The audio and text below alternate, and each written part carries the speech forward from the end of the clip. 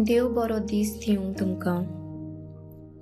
बापाचे, पुताचे आनी पवित्र आत्म्याचे नांवीन. आमेन.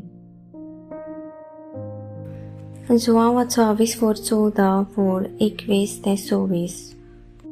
जेजून आपल्या शिसांक म्हटलें, म्हजी आज्ञा घेतात आनी पाळटात तींच म्हजो मोग करतात, आनी म्हजो मोग करतात तांचो म्हजो बाप मोग करतलो, आनी हांव तांचो मोग करतलों आनी तांकां म्हजी वळख दितलों.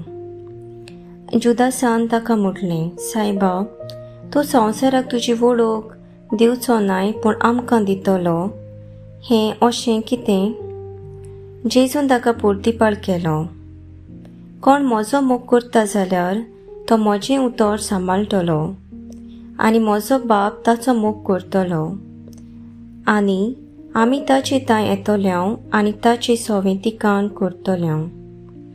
म्हजो मोग करिनात ती म्हजीं उतरां सांबाळिनात, आनी तुमी आयकतात तें उतर म्हजें न्हय, पूण म्हाका पाठयला त्या बापाचें.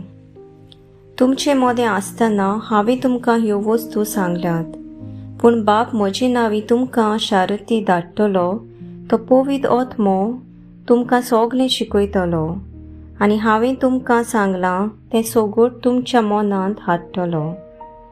सर्विस्पराचें उतर. सर्विस्पराचो वडकार.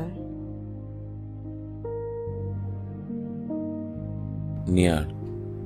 सा पावलो आपल्या पयल्या चिटीन लोकांक म्हणटा, आमचें जिवीत पळोवन आनी विस्मितां पळोवन आमकां व्हडलो मान आनी येवकार दिवं नाकात.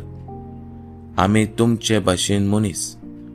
विस्मितां आमी करिना, पूण आमचे उद्देशीं देव करता. जेजूची शिकवण मोगाची शिकवण. आपल्या जिविता उद्देशीं ताणें मोगाची शिकवण आमकां दिली. तो म्हणटा, एकामेकाचो मोग करात जसो हांवें तुमचो मोग केला.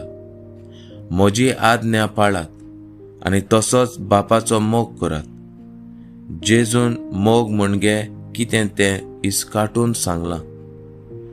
आतां आमी आमचेच लागीं विचार घालुया.